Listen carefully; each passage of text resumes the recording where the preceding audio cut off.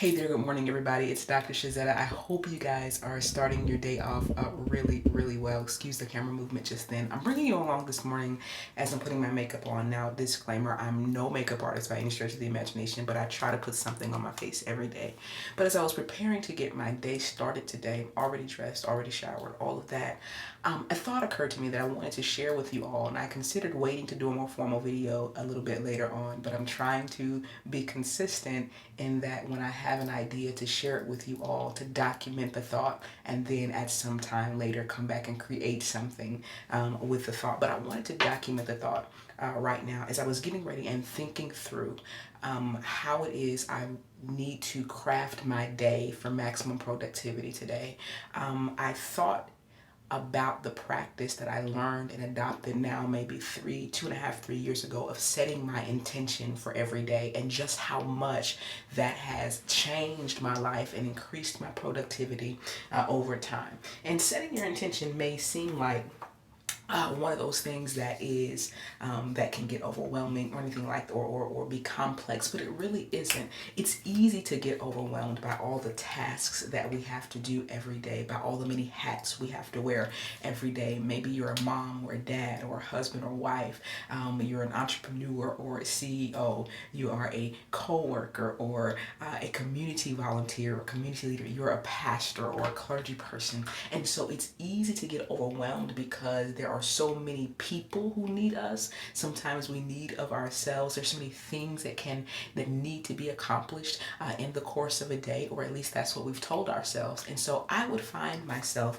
getting extremely overwhelmed, feeling many times because I could not, many times because I wasn't able to complete some of those tasks, that I would often find myself at the end of a day feeling completely overwhelmed, and feeling like a failure, really, because I had failed to do so many of the things that I told myself that I needed to do or to complete at the beginning of the day. And so I also found, I went to a conference, right, and a lady talked about setting your intention for the day, taking control of your day, saying to yourself, this is what I'm going to do no matter what comes up, that this is how I'm going to conduct myself. And so I began working on setting my intention, saying every day, or being able to clearly articulate every day what it is I wanted to get done, what it is I needed to get done, and what it was that was actually realistically able to be done and completed.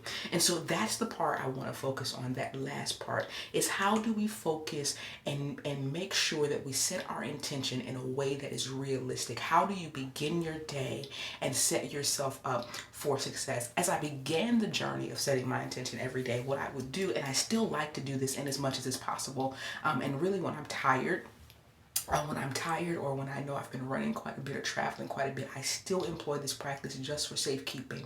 But I would set my intention for tomorrow the night before. And it would help me sleep better, right? I found that I wasn't sleeping well because I would be so anxious, so stressed out about all that I had to do tomorrow and what I didn't get done today, and how I was going to stack all of those things on top of each other for a list tomorrow, and how that was even going to work, how it was even possible while I was raising two children and being married and pastoring and running businesses. And so how was I supposed to do that? And so what I started doing was taking a little notebook next to my bed and writing out. And I know that you can use your phone and apps, and do that if you can. I'm not here to police you about what you use, but I found it helpful to actually use a notebook that I kept by my bed, or a piece of paper. I think it was a stick-it note or a legal pad to start out with, where the night before I would simply write down the things, get them out of my head that needed to be done, right? And that was helpful. Sometimes if I needed to, I would write it out by schedule if I had appointments, but I would just start with getting out of my head the list of things that needed to be done. And I would start with the things that I needed to have finished that day, but that I failed to complete before the end of the day. On the current day, I put those at the top, and then I added the other things for tomorrow. And then what I would do, if I could keep my eyes open long enough, because more times than not I was exhausted, I would then try to just put numbers by them. What is the order of priority here? And what I found in doing that is that a lot of things, if they didn't get done, it wasn't as much of a crisis as I had made it out to be. And so I gave myself permission to move those things down in the priority line. And if they did not get done, that I simply moved them, not necessarily to the next day, but to another day where it was realistic that those things could have my attention. Now, moving forward, as I developed that practice and began to understand that some things really could go undone for a period, that a lot of times the things that we believe have to be done right now today don't necessarily have to be done at the exact time, right? And that comes with continual planning, right? So that we're not setting ourselves up to always have emergent occurrences in our lives. That everything shouldn't have to be an emergency. I shouldn't have to stop what I'm doing to run out and get toilet paper because I ran out of toilet paper. If I plan appropriately and perhaps put a system in place in my home, then I'll know when we're out of toilet paper, and I can, I'm sorry for the noise, guys.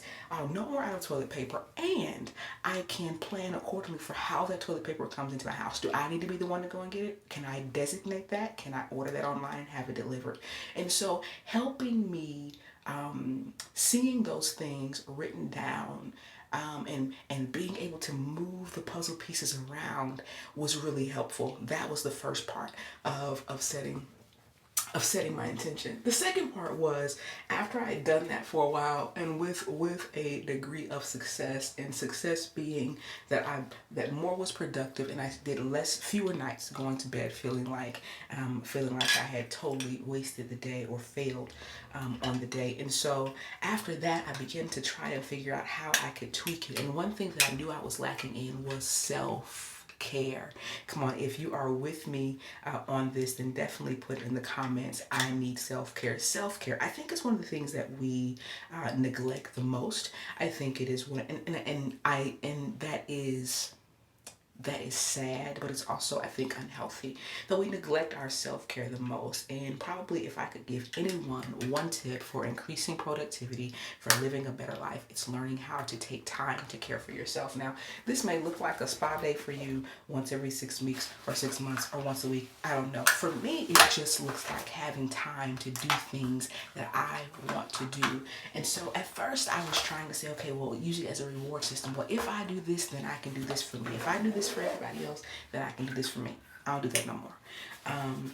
It's not healthy. And regardless of what I do for others or do in my professional life, or regardless of what responsibilities that I do or don't take care of, that there is still a component of me that needs to be cared for, that I still need to be healthy if I'm going to give any part of me away to anybody else and do it well. And so one thing that I have incorporated is getting up a little bit earlier. I know that cutting out sleep doesn't feel like self-care, but I'm trying to get up. I get up a little bit earlier in the mornings, and that first hour, for me, it's 5:30 to 6:30. Everybody in my house is still sleeping at that time, including the dog. 5:30 to 6:30 belongs to me. So to watch YouTube videos, to read a book, to pick my nose if that's what I want to do, to drink a really, really good cup of coffee uninterrupted and in silence, to think through my day, to process through. It's not an exercise time for me. I don't find exercising enjoyable or life-giving, although I know I probably need to. My chin says I need to. But it's not a part of my me time. And so I take that 5:30 to 6:30 period, and that is what inspires me to keep going. That when my son gets up at 7:30, that I've already begun my work. I've already seen things and done things that are life-giving to me, and it gives me an extra oomph to get up and go throughout the day. And so I want to encourage you to work on self-care. What is that thing that you can do, that you can employ at the top of your day or at some point during your day, that gives you a boost, that is life-giving to you? That's extremely important.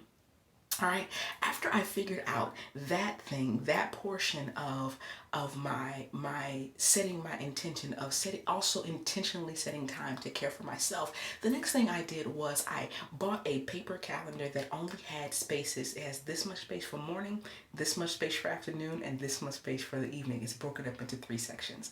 And I'll look for the name of the calendar at some point and give you guys a link if you're interested. Just let me know in the comments.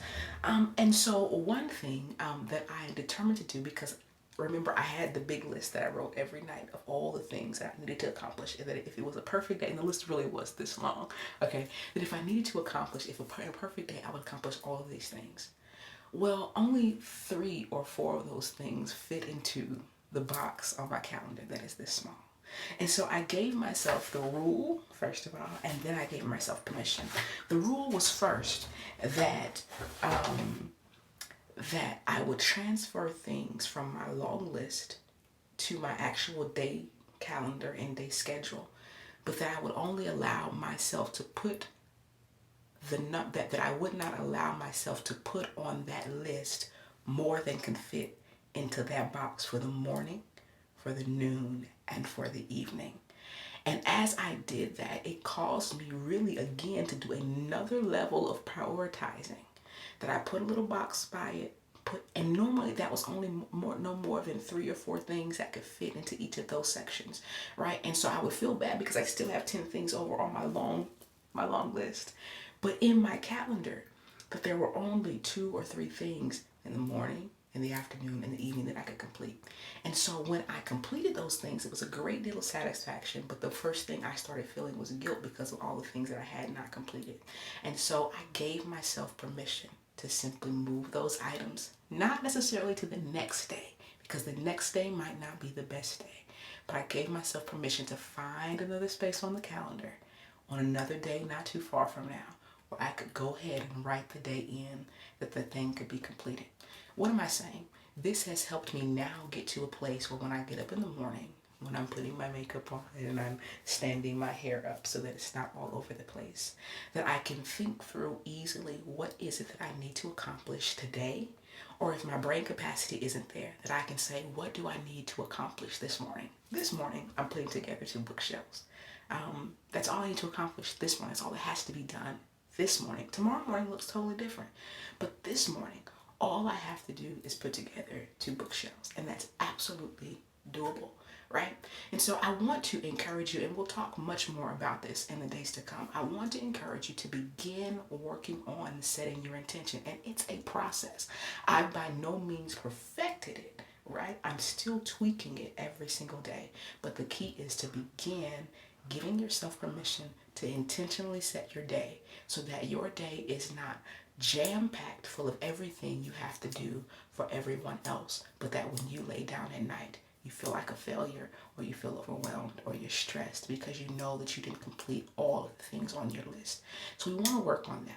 What does it mean to set your intention? Listen, if you have practices that you use in the morning or in the evening that get you ready for your day to be productive, then please share them. I am always learning, always looking for ways to tweak, to add to take away from my own routine as I'm trying to live a more productive, a more intentional, a more stress-free, and slower living life. So listen, thank you for listening. If you've listened up to this far, please be sure to hit that subscribe button, to hit the bell so you get notifications whenever I release a new video. And I'd love to see your comments down low. All right, talk to you soon. Blessings.